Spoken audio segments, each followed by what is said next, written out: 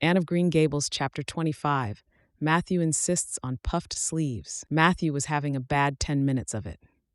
He had come into the kitchen in the twilight of a cold, gray December evening and had sat down in the woodbox corner to take off his heavy boots, unconscious of the fact that Anne and a bevy of her schoolmates were having a practice of the Fairy Queen in the sitting room. Presently, they came trooping through the hall and out into the kitchen, laughing and chattering gaily. They did not see Matthew, who shrank bashfully back into the shadows beyond the woodbox with a boot in one hand and a bootjack in the other, and he watched them shyly for the aforesaid 10 minutes as they put on caps and jackets and talked about the dialogue and the concert. Anne stood among them, bright-eyed and animated as they, but Matthew suddenly became conscious that there was something about her different from her mates.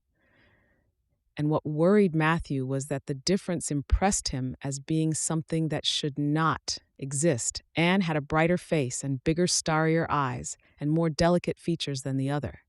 Even shy, unobservant Matthew had learned to take note of these things. But the difference that disturbed him did not consist in any of these respects. Then, in what did it consist?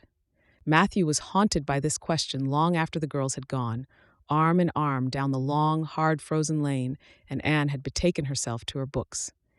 He could not refer it to Marilla, who, he felt, would be quite sure to sniff scornfully and remark that the only difference she saw between Anne and the other girls was that they sometimes kept their tongues quiet while Anne never did. This, Matthew felt, would be no great help. He had recourse to his pipe that evening to help him study it out, much to Marilla's disgust. After 2 hours of smoking and hard reflection, Matthew arrived at a solution of his problem. Anne was not dressed like the other girls. The more Matthew thought about the matter, the more he was convinced that Anne never had been dressed like the other girls, never since she had come to Green Gables. Marilla kept her clothed in plain, dark dresses, all made after the same unvarying pattern. If Matthew knew there was such a thing as fashion in dress, it was as much as he did. But he was quite sure that Anne's sleeves did not look at all like the sleeves the other girls wore. He recalled the cluster of little girls he had seen around her that evening, all gay in waists of red and blue and pink and white, and he wondered why Marilla always kept her so plainly and soberly gowned. Of course it must be all right. Marilla knew best, and Marilla was bringing her up. Probably some wise, inscrutable motive was to be served thereby, but surely it would do no harm to let the child have one pretty dress, something like Diana Barry always wore. Matthew decided that he would give her one. That surely could not be objected to as an unwarranted putting in of his oar. Christmas was only a fortnight off. A nice new dress would be the very thing for a present. Matthew, with a sigh of satisfaction, put away his pipe and went to bed, while Marilla opened all the doors and aired the house. The very next evening, Matthew betook himself to Carmody to buy the dress, determined to get the worst over and have done with it. It would be, he felt assured, no trifling ordeal. There were some things Matthew could buy and prove himself no mean bargainer, but he knew he would be at the mercy of shopkeepers when it came to buying a girl's dress. After much cogitation, Matthew resolved to go to Samuel Lawson's store instead of William Blair's. To be sure, the Cuthberts always had gone to William Blair's. It was almost as much a matter of conscience with them as to attend the Presbyterian church and vote conservative. But William Blair's 2 daughters frequently waited on customers there, and Matthew held them in absolute dread. He could contrive to deal with them when he knew exactly what he wanted and could point it out. But in such a matter as this, requiring explanation and consultation, Matthew felt that he must be sure of a man behind the counter. So he would go to Lawson's, where Samuel or his son would wait on him. Alas! Matthew did not know that Samuel, in the recent expansion of his business, had set up a lady clerk also. She was a niece of his wife's and a very dashing young person indeed, with a huge, drooping pompadour, big, rolling brown eyes, and a most extensive and bewildering smile. She was dressed with exceeding smartness and wore several bangle bracelets that glittered and rattled and tinkled with every movement of her hands. Matthew was covered with confusion at finding her there at all, and those bangles completely wrecked his wits at one fell swoop. "What can I do for you this evening, Mr. Cuthbert?"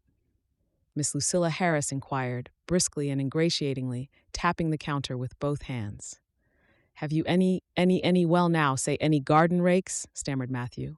Miss Harris looked somewhat surprised, as well she might, to hear a man inquiring for garden rakes in the middle of December. "I believe we have one or two left over," she said, "but they're upstairs in the lumber room. I'll go and see." During her absence, Matthew collected his scattered senses for another effort. When Miss Harris returned with the rake and cheerfully inquired, "Anything else tonight, Mr. Cuthbert?" Matthew took his courage in both hands and replied, "Well, now, since you suggest it, I might as well buy some hayseed." Miss Harris had heard Matthew Cuthbert called odd. She now concluded that he was entirely crazy. "We only keep hayseed in the spring," she explained loftily. "We've none on hand just now." "Oh, certainly, certainly, just as you say," stammered unhappy Matthew, seizing the rake and making for the door. At the threshold, he recollected that he had not paid for it, and he turned miserably back. While Miss Harris was counting out his change, he rallied his powers for a final, desperate attempt.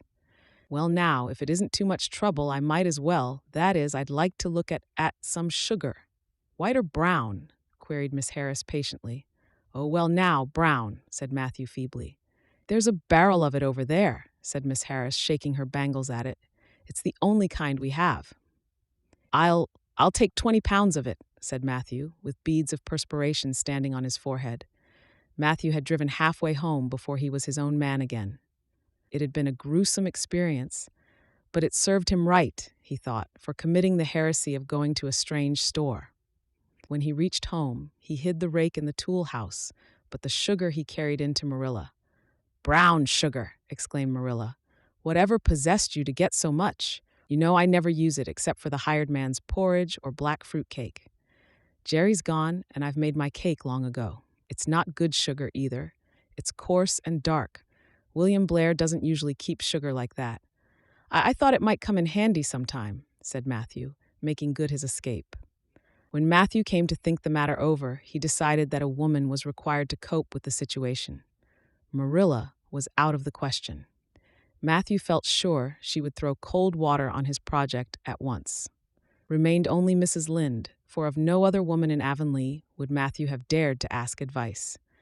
To Mrs. Lynde he went accordingly, and that good lady promptly took the matter out of the harassed man's hands. "Pick out a dress for you to give Anne?" "To be sure I will. I'm going to Carmody tomorrow and I'll attend to it. Have you something particular in mind?" "No?" "Well, I'll just go by my own judgment then. I believe a nice rich brown would just suit Anne, and William Blair has some new Gloria and that's real pretty. Perhaps you'd like me to make it up for her too, seeing that if Marilla was to make it, Anne would probably get wind of it before the time and spoil the surprise."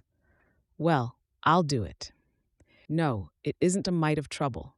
I like sewing. I'll make it to fit my niece Jenny Gillis, for she and Anne are as like as two peas as far as figure goes." "Well, now, I'm much obliged," said Matthew, and I dunno, but I think they make the sleeves different nowadays to what they used to be. If it wouldn't be asking too much, I'd like them made in the new way." "Puffs? Of course. You needn't worry a speck more about it, Matthew. I'll make it up in the very latest fashion," said Mrs. Lynde. To herself she added when Matthew had gone, "It'll be a real satisfaction to see that poor child wearing something decent for once. The way Marilla dresses her is positively ridiculous, that's what, and I've ached to tell her so plainly a dozen times. I've held my tongue, though, for I can see Marilla doesn't want advice, and she thinks she knows more about bringing children up than I do, for all she's an old maid. But that's always the way. Folks that has brought up children know that there's no hard and fast method in the world that'll suit every child. But them as never have think it's all as plain and easy as rule of 3. Just set your 3 terms down so fashion, and the sum'll work out correct. But flesh and blood don't come under the head of arithmetic, and that's where Marilla Cuthbert makes her mistake. I suppose she's trying to cultivate a spirit of humility in Anne by dressing her as she does, but it's more likely to cultivate envy and discontent. I'm sure the child must feel the difference between her clothes and the other girls. But to think of Matthew taking notice of it. That man is waking up after being asleep for over 60 years. Marilla knew all the following fortnight that Matthew had something on his mind, but what it was she could not guess until Christmas Eve, when Mrs. Lynde brought up the new dress. Marilla behaved pretty well on the whole, although it is very likely she distrusted Mrs. Lynde's diplomatic explanation that she had made the dress because Matthew was afraid Anne would find out about it too soon if Marilla made it. So this is what Matthew has been looking so mysterious over and grinning about to himself for 2 weeks, is it? She said a little stiffly but tolerantly. I knew he was up to some foolishness. Well, I must say I don't think Anne needed any more dresses. I made her 3 good, warm, serviceable ones this fall, and anything more is sheer extravagance. There's enough material in those sleeves alone to make a waist, I declare there is. You'll just pamper Anne's vanity, Matthew, and she's as vain as a peacock now. Well, I hope she'll be satisfied at last, for I know she's been hankering after those silly sleeves ever since they came in, although she never said a word after the first. The puffs have been getting bigger and more ridiculous right along. They're as big as balloons now. Next year, anybody who wears them will have to go through a door sideways. Christmas morning broke on a beautiful white world. It had been a very mild December, and people had looked forward to a green Christmas. But just enough snow fell softly in the night to transfigure Avonlea. Anne peeped out from her frosted gable window with delighted eyes. The firs in the haunted wood were all feathery and wonderful. The birches and wild cherry trees were outlined in pearl. The plowed fields were stretches of snowy dimples, and there was a crisp tang in the air that was glorious. Anne ran downstairs singing until her voice re-echoed through Green Gables. Merry Christmas, Marilla. Merry Christmas, Matthew. Isn't it a lovely Christmas? I'm so glad it's white. Any other kind of Christmas doesn't seem real, does it? I don't like green Christmases. They're not green. They're just nasty faded browns and grays. What makes people call them green? Why, Matthew, is that for me? Oh, Matthew. Matthew had sheepishly unfolded the dress from its paper swathings and held it out with a deprecatory glance at Marilla, who feigned to be contemptuously filling the teapot, but nevertheless watched the scene out of the corner of her eye with a rather interested air. Anne took the dress and looked at it in reverent silence. Oh, how pretty it was, a lovely soft brown gloria with all the gloss of silk, a skirt with dainty frills and shirrings, a waist elaborately pin-tucked in the most fashionable way with a little ruffle of filmy lace at the neck. But the sleeves, they were the crowning glory. Long elbow cuffs, and above them 2 beautiful puffs divided by rows of shirring and bows of brown silk ribbon. That's a Christmas present for you, Anne, said Matthew shyly. Why, Anne, don't you like it? Well, now. For Anne's eyes had suddenly filled with tears. Like it? Oh, Matthew. Anne laid the dress over a chair and clasped her hands. Matthew, it's perfectly exquisite. Oh, I can never thank you enough. Look at those sleeves. Oh, it seems to me this must be a happy dream. Well, let us have breakfast, interrupted Marilla. I must say, Anne, I don't think you needed the dress, but since Matthew has got it for you, see that you take good care of it. There's a hair ribbon Mrs. Lynde left for you. It's brown to match the dress. Come now, sit in. I don't see how I'm going to eat breakfast, said Anne rapturously. Breakfast seems so commonplace at such an exciting moment. I'd rather feast my eyes on that dress. I'm so glad that puffed sleeves are still fashionable. It did seem to me that I'd never get over it if they went out before I had a dress with them. I'd never have felt quite satisfied, you see. It was lovely of Mrs. Lynde to give me the ribbon, too. I feel that I ought to be a very good girl indeed. It's at times like this I'm sorry I'm not a model little girl. And I always resolve that I will be in future. But somehow it's hard to carry out your resolutions when irresistible temptations come. Still, I really will make an extra effort after this. When the commonplace breakfast was over, Diana appeared, crossing the white log bridge in the hollow, a gay little figure in her crimson ulster. Anne flew down the slope to meet her. Merry Christmas, Diana! And oh, it's a wonderful Christmas. I've something splendid to show you. Matthew has given me the loveliest dress with such sleeves. I couldn't even imagine any nicer. I've got something more for you, said Diana breathlessly. Here, this box. Aunt Josephine sent us out a big box with ever so many things in it, and this is for you. I'd have brought it over last night, but it didn't come until after dark, and I never feel very comfortable coming through the haunted wood in the dark now." Anne opened the box and peeped in. First a card with, "For the Anne girl and Merry Christmas" written on it, and then a pair of the daintiest little kid's slippers with beaded toes and satin bows and glistening buckles. "Oh," said Anne. "Diana, this is too much. I must be dreaming." "I call it providential," said Diana. "You won't have to borrow Ruby's slippers now, and that's a blessing, for they're 2 sizes too big for you, and it would be awful to hear a fairy shuffling. Josie Pye would be delighted." Mind you, Rob Wright went home with Gertie Pye from the practice night before last. Did you ever hear anything equal to that? All the Avonlea scholars were in a fever of excitement that day, for the hall had to be decorated and a last grand rehearsal held. The concert came off in the evening and was a pronounced success.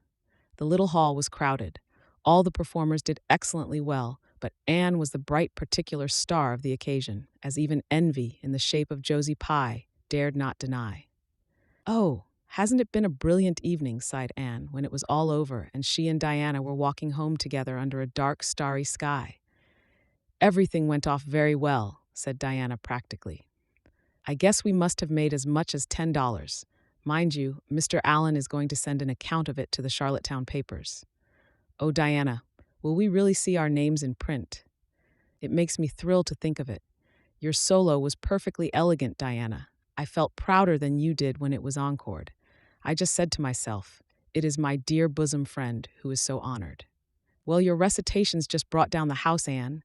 That sad one was simply splendid." "Oh, I was so nervous, Diana. When Mr. Allen called out my name, I really cannot tell how I ever got up on that platform. I felt as if a million eyes were looking at me and through me. And for one dreadful moment, I was sure I couldn't begin at all. Then I thought of my lovely puffed sleeves and took courage. I knew that I must live up to those sleeves, Diana, so I started in, and my voice seemed to be coming from ever so far away. I just felt like a parrot. It's providential that I practiced those recitations so often up in the garret, or I'd never have been able to get through." "Did I groan all right?" "Yes, indeed, you groaned lovely," assured Diana. "I saw old Mrs. Sloane wiping away tears when I sat down. It was splendid to think I had touched somebody's heart. It's so romantic to take part in a concert, isn't it? Oh, it's been a very memorable occasion indeed." "Wasn't the boys' dialogue fine?" said Diana. "Gilbert Blythe was just splendid. Anne, I do think it's awful mean the way you treat Gil. Wait till I tell you. When you ran off the platform after the fairy dialogue, one of your roses fell out of your hair. I saw Gil pick it up and put it in his breast pocket. There now. You're so romantic that I'm sure you ought to be pleased at that." "It's nothing to me what that person does," said Anne loftily. "I simply never waste a thought on him, Diana." That night, Marilla and Matthew, who had been out to a concert for the first time in 20 years, sat for a while by the kitchen fire after Anne had gone to bed.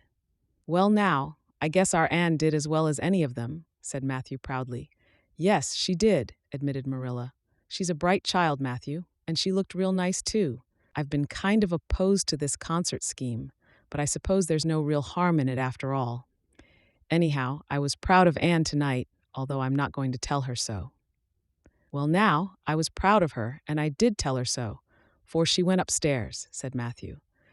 "We must see what we can do for her some of these days, Marilla. I guess she'll need something more than Avonlea School by and by." "There's time enough to think of that," said Marilla. "She's only 13 in March, though tonight it struck me she was growing quite a big girl. Mrs. Lynde made that dress a mite too long, and it makes Anne look so tall. She's quick to learn, and I guess the best thing we can do for her will be to send her to Queen's after a spell. But nothing need be said about that for a year or two yet." "Well now, it'll do no harm to be thinking it over off and on," said Matthew. "Things like that are all the better for lots of thinking over."